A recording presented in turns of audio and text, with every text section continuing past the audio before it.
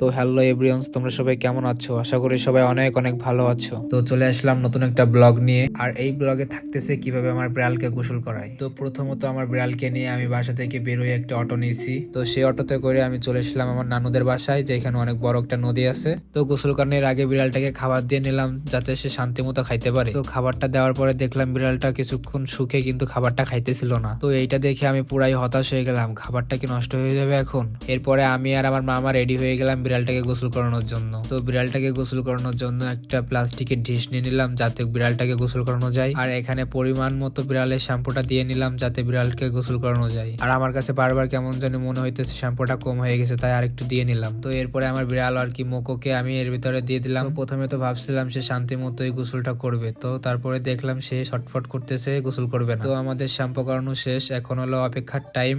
5 থেকে 10 মিনিট অপেক্ষা করতে হবে। তো দেখতে দেখতে 5 থেকে 10 মিনিট হয়ে গেছে।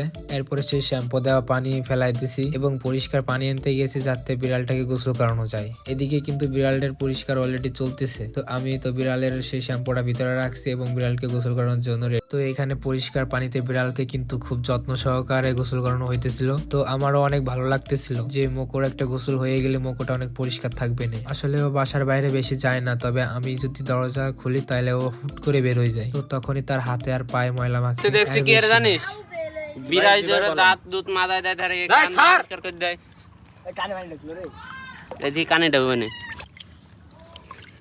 কাইলে ধরে আরে কি। তো অনেক সময় ধরেই কিন্তু গোসল করালাম, এখন মোছানোর পালা। না মোছালে ঠান্ডা লেগে গেলে অনেক সমস্যা। বিলে টাওয়ালটা কই, টাওয়ালটা নিয়ে আসতো। তুমি এই এই নেতা দিয়ে এরো দেনা মেনা দিয়ে এরো তা ইও কিনতে না এজ এক্সিট দিছে টাকটা কি সেই বিলে টাওয়াল কি এটা কত ভাই দিছেন নিচে কই।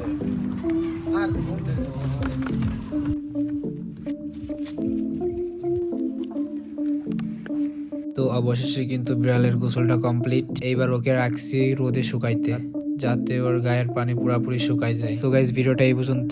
যারা যারা এই পর্যন্ত দেখেছো তারা কমেন্ট, লাইক, শেয়ার, সাবস্ক্রাইব কিন্তু অবশ্যই করবা। আর তোমাদের বাসায় বিড়াল আছে থাকলে কমেন্ট বক্সে অবশ্যই জানাবা।